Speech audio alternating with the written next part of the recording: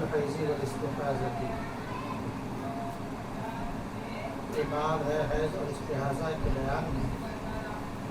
کل ہم لوگوں نے بہت ساری چیزوں کو جانا جن میں سے کچھ آپ کو یاد ہے کہ پورا بھول گئے. بھول گئے کچھ یاد ہے؟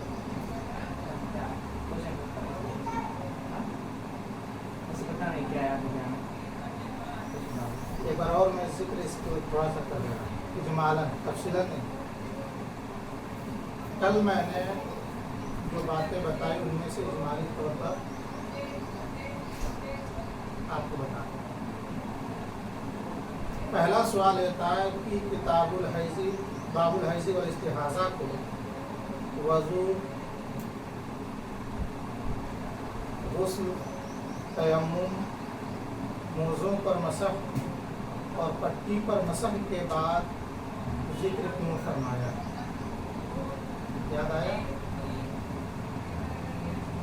تو اس کا جواب میں نے آپ کو یہ بتایا تھا کہ چونکہ وضو، غسل، تیمم اور مسح علی الخف یا مسح علی الجبائر ان کے احکامات بعین ہی مرد و عورت کے لیے یکساں تھا،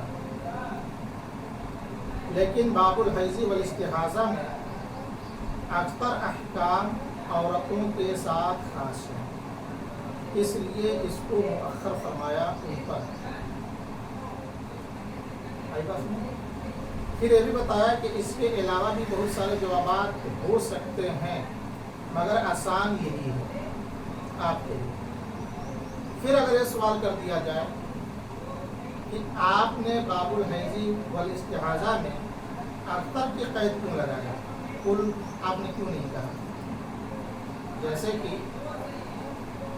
بہت ساری کتابوں میں اکثر کو آپ نے پڑھا کہ اکثر کو کل کے قائم مقام کر دیا جاتا ہے. یہاں پہ کل کیوں نہیں کہا آپ نے؟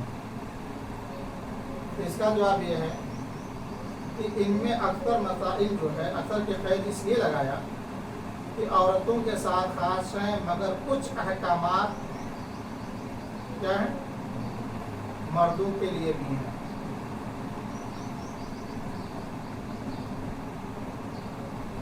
جیسے کہ حالت حیض میں عورت کے ساتھ وطی نہ کرے.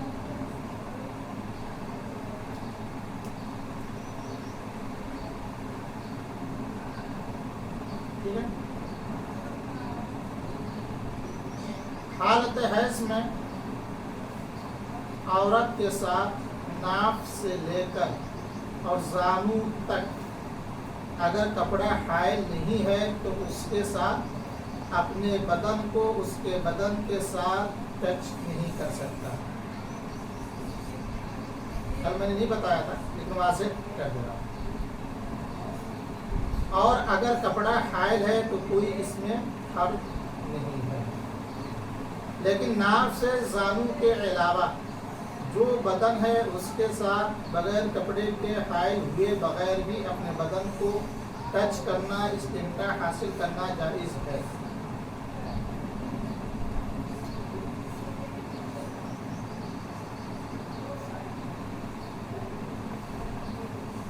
پھر میں نے آپ کو بتایا تھا حیض کے تعلق سے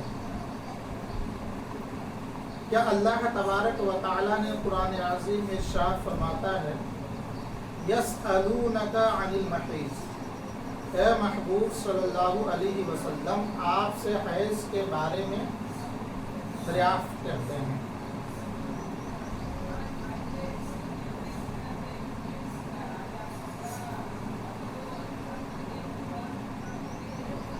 ٹھیک ہے؟ تو اللہ کے رسول صلی اللہ علیہ وسلم نے فرمایا کہ ان کے قریب نہ جاؤ، ان سے مجامعت نہ کرو. اس کی علت آپ نے نور الانوار میں پڑھا علت ادا. کیا علت ادا؟ گندگی. اللہ نے فرمایا کہ محبوب آپ فرما دو کہ ناپاکی ہے، پلیدی ہے، گندگی ہے. آپ آخر تک آیت پڑھتے ہیں. چونکہ ایک یہودی نے رسول اکرم صلی اللہ علیہ وسلم سے حیض کے تعلق سے پوچھا تو اللہ کے رسول علیہ السلام نے اس سے فرمایا کہ تم میں سب سے بڑا عالم کون ہے؟ تو اس سے بلایا گیا وہ آیا تو اللہ کے رسول علیہ السلام نے اس سے پوچھا کہ توریت و انجیل میں تمہاری کتابوں میں حیض کے احکام کیا ہیں؟ تو اس یہودی نے کہا تھا کہ 100 کوڑے مارنا اور اس کے سر سے بال کا منڈا دینا، یہ کیا ہے؟ اس کی سزا ہے۔ کیا ہے؟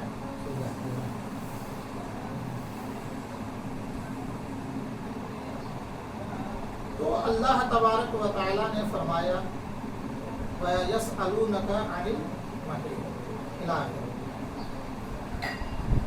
یہ آیت کریمہ نازل ہوئی اور اللہ کے رسول علیہ السلام نے وقی کے علاوہ ساری چیزوں کو حلال فرمایا، کسی سے منع نہیں فرمایا سوائے وقی کے۔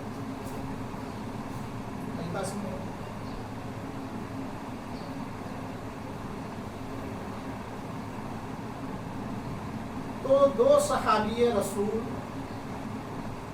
ہیں جن کا ذکر کل میں نے کیا تھا، جن میں سے ایک عباد بن بشر ہے۔ عباد بن بشر 2 صحابی ہیں، ایک اور ہے۔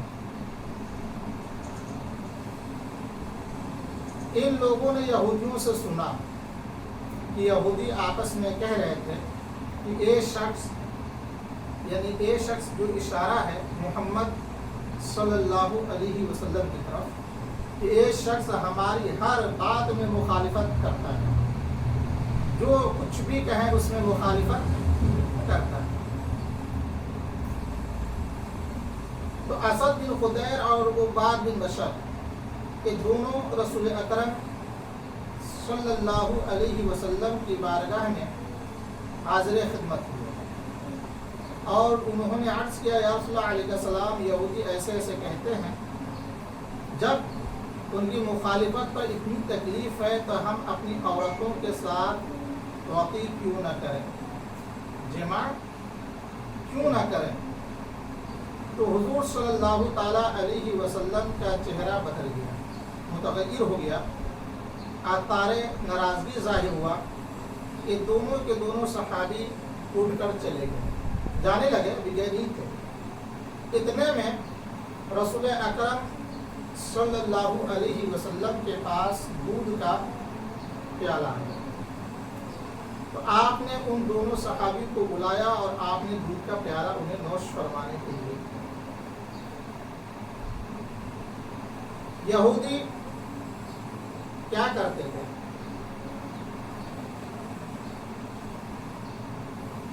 کہ اپنی عورتوں کو بالکل الگ کر دیتے تھے، نہ ان کے ہاتھ کا پکایا ہوا کھاتے، نہ ایک ساتھ رہتے، ایک گھر ایک روم میں بھی نہیں رہتے تھے، اس کو منحوس سمجھتے تھے۔ تو اللہ کے رسول صلی اللہ علیہ وسلم نے صرف وقی کے علاوہ باقی چیزوں کو حلال فرمایا، جائز فرمایا۔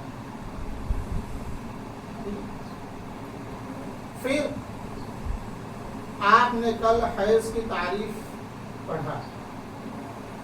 حیض کا لغوی معنی ہوتا ہے سیلان کا۔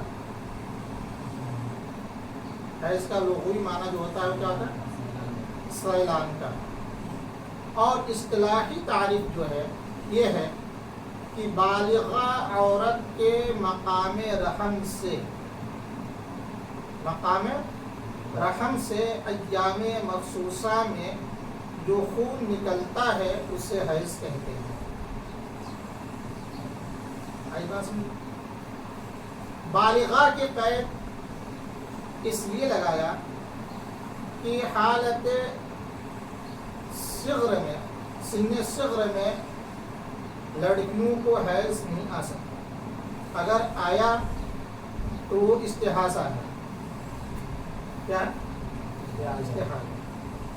استحاضہ کی تعریف لغت میں بیماری کو ہی کہتے ہیں،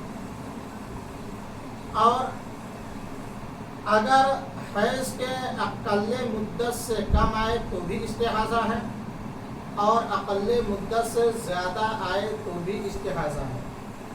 حالت نفاس کی اقل مدت نہیں ہے مگر اقل مدت 40 دن ہے، کل جو بتایا تھا اسی کا میں ایک سے یاد کر رہا ہوں۔ نفاس کہتے ہیں بچے کی ولادت کے بعد جو خون نکلتا ہے عورت کے رحم سے، اسے نفاس کہتے ہیں۔ اقل مدت نہیں ہے مگر اقل مدت 40 دن ہے۔ اب اگر 40 دن سے زیادہ ہوتا ہے تو استحاضہ ہوگا، اور اگر اقل حیض سے کم ہوتا ہے یا اقل حیض کی جو مدت ہے اس سے زیادہ ہوتا ہے تو استحاضہ ہے۔ لیکن استحاضہ کے اقل مدت میں فقہا کے درمیان اختلاف ہے۔ سیدنا امام اعظم ابو حنیفہ رضی اللہ تعالی عنہ کے نزدیک 3 دن اور 3 رات ہے اقل مدت۔ کتنا ہے؟ 3 دن اور 3 رات، وہ باقرہ ہو یا طیبہ ہو۔ سیدنا امام شافعی رحمۃ اللہ علیہ کے نزدیک اقل مدت 1 دن اور 1 رات ہے، اور امام ابو یوسف رحمۃ اللہ علیہ کے نزدیک 2 دن اور تیسرے دن کا اکثر حصہ ہے۔ 2 دن اور 3 دن کا اکثر حصہ ہے، انہوں نے اکثر کو کل کے قائم مقام کیا۔ ٹھیک ہے، کل آپ لوگوں نے یہاں تک پڑھا تھا اور فقہا کے اعتراضات اور جوابات کو بھی پڑھا تھا۔ آج حیض کے جو خون آتے ہیں وہ کس رنگ کے ہوتے ہیں ان کا ذکر ہو رہا ہے۔ عورت کا حیض کا جو خون ہوگا تو ایک ہوگا سرخ، کیا ہوگا؟ سرخ، پیلا بھی ہو سکتا ہے، مٹیالہ بھی ہو سکتا ہے۔ آئی بات سمجھ؟ فرماتے ہیں وما تراہ المرأۃ من الحمرۃ والصفرۃ والقدرۃ، کہ اور عورت جو دیکھے سرخی میں سے اور زردی میں سے یا مٹیالے میں سے، اس سے مٹیالہ، تو یہ کیا ہے؟ حیض ہے۔ کیا ہے؟ اگر عورت لال خون دیکھے یا پیلا خون دیکھے یا مٹیالہ دیکھے، یہ سب کے سب کیا ہے؟ حیض ہے۔ حتی تری البیاض خالصا، یہاں تک کہ وہ خالص سفیدی نہ دیکھے، یہاں تک کہ وہ خالص سفیدی نہ دیکھ لے۔ خالص سفیدی جب دیکھے گی تو وہ حیض سے پاک ہو جائے گی۔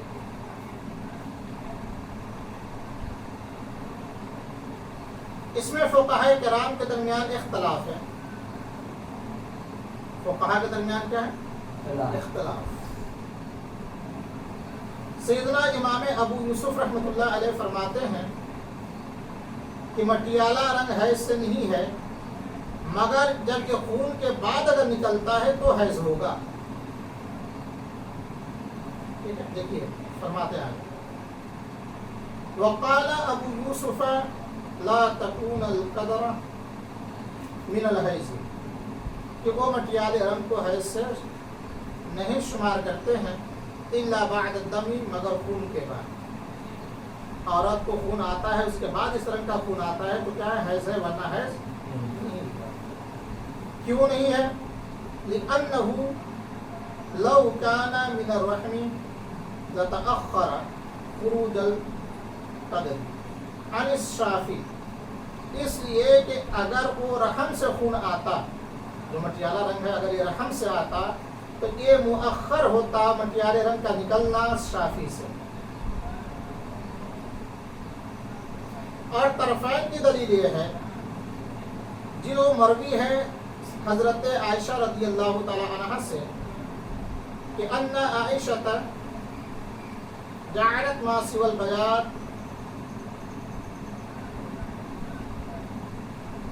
البياض الخالص حیزن کہ حضرت عائشہ رضی اللہ تعالی عنہ نے خالص سفیدی کے علاوہ کو حیض سمجھتی تھی. حضرت عائشہ رضی اللہ تعالی عنہ خالص سفیدی کے علاوہ جتنے بھی خون آتے تھے سب کو حیض سمجھتی تھی. یہ طرفین کی دلیل ہے. وَهَذَا لَا يُعْرَفُ إِلَّا سَمَاعًا اور یہ نہیں جانا جا سکتا ہے مگر سن کر کے ہی. حیض کے مسئلہ ایسا ہے جس کو نہیں جان سکتے ہیں سوائے سن کر کے.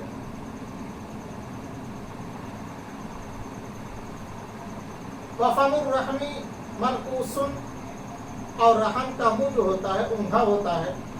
فَيَخْرُجُ الْقَدْرِ أَوَّلًا كَالْجَرَّةِ إِذَا تَقِبَ أَسْفَلُهَا.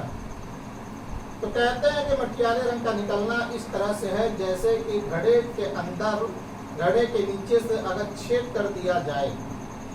یہ اسی کے مثل ہو گیا. وَأَمَّا الْقُدْرَةُ فَالصَّحِيحُ أَنَّ الْمَرْأَةَ إِذَا كَانَتْ مِنْ ذَوَاتِ الْأَقْرَاءِ تَكُونُ حَيْضًا. اور کہتے ہیں کہ رہا ہرے رنگ کا نکلنا, عورت کے رحم سے اگر ہرا رنگ کا خون نکلے تب کیا کریں گے؟ کہتے ہیں کہ صحیح مذہب یہ ہے کہ عورت اگر حائضہ ہے اور ہرا رنگ نکلتا ہے تو وہ حیض ہوگا. تکون حیضاً تو بھی کیا ہوگا؟ حیض ہوگا.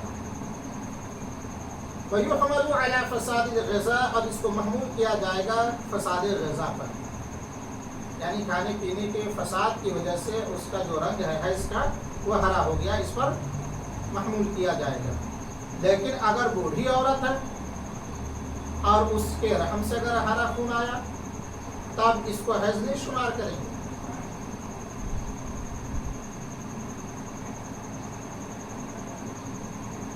وہ یہ نہیں کہہ رہا کیا ہے.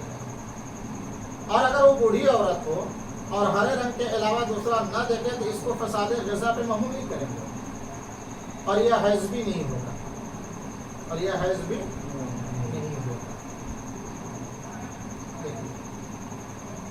وَإِنْ كَانَتْ كَبِيرَةً لَا تُرَى غَيْرُ الْخُضْرَةِ اور اگر وہ بوڑھی عورت ہو اور وہ ہرے رنگ کے علاوہ دوسرا رنگ نہ دیکھے تو اس کو محمول نہیں کیا جائے گا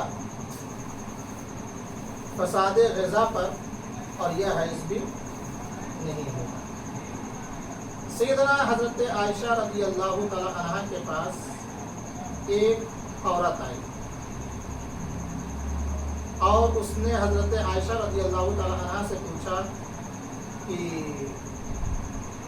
ہم لوگ پاک ہو رہی ہیں, جب ہم لوگ پاک ہوں تو کیا نماز کی قضا کریں؟ حضرت عائشہ رضی اللہ تعالی عنہ نے فرمایا اور کہ جب ہم لوگ رسول اکرم صلی اللہ علیہ وسلم کے ساتھ ہوتی تھی اور جب حیض سے پاک ہوتی تو اللہ کے رسول صلی اللہ تعالی علیہ وسلم ہمیں نماز کے قضا کا حکم نہیں فرماتے تھے. روزے کا حکم فرماتے قضا کرنے کا, لیکن نماز کا حکم نہیں فرماتے. اوپر ایک اور حدیث پاک آپ اسی کے ضمن میں سن لیں جو بھی نیچے عبارت آنے والی ہے. حضرت ام المؤمنین سیدتنا حضرت میمونہ رضی اللہ تعالی عنہ فرماتی ہیں کہ جب میں حالت حیض میں ہوتی تو رسول اکرم صلی اللہ علیہ وسلم کے نماز پڑھنے کی جگہ پہ لیٹی رہتی. حضور صلی اللہ تعالی علیہ وسلم نماز ادا فرماتے تھے اور کپڑا میرے بدن سے ٹچ بھی ہو جاتا تھا. یہ کون فرما رہی ہیں؟ حضرت میمونہ رضی اللہ تعالی عنہ. تو اب حضرت عائشہ رضی اللہ تعالی عنہ کی روایت کردہ حدیث اور حضرت میمونہ رضی اللہ تعالی عنہ کی روایت کردہ حدیث سے یہ معلوم ہوتا ہے کہ عورتوں پر نماز کی قضا نہیں ہے، مگر روزے کی قضا ہے۔ دوسری جگہ یہ ہے کہ حضور صلی اللہ تعالی علیہ وسلم ازواج مطہرات کے ساتھ حالت حیض میں قریب ہوتے، مگر ان کے درمیان کپڑا حائل ہوتا تھا۔ کیا ہوتا تھا؟ کپڑا حائل ہوتا تھا۔ اس حدیث پاک سے آپ اس مسئلے کا استخراج کر سکتے ہیں کہ عورت سے کھانا پکوانا جائز، عورت کے ہاتھ سے کھانا جائز، عورت جو بھی کام کرے یہ سب کے سب جائز ہے سوائے وقی کے۔ آئی بات سمجھ؟ آگے کی بات ہے والحیض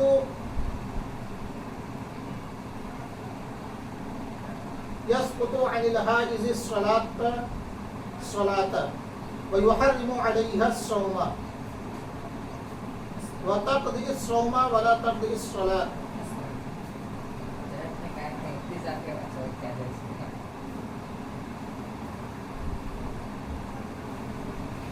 لقول عائشة رضی اللہ تعالی عنہا، اور حیض ثابت کر دیتا ہے نماز کو اور حرام کر دیتا ہے روزے کو۔ حیض ثابت کر دیتا ہے نماز کو اور حرام کر دیتا ہے روزے کو۔ حالت حیض میں نماز معاف ہے اور حالت حیض میں روزہ رکھنا حرام ہے۔ اب یہ روزہ خواہ فرض ہو یا واجب ہو یا مستحب ہو، کوئی بھی ہو، بہرکیف اگر وہ روزہ تھی اور اسی کے درمیان میں اگر حیض آ گیا تو اب وہ کیا کرے گی؟ اس دن کی قضا کرے گی۔ اس دن کی کیا کرے گی؟ قضا کرے گی۔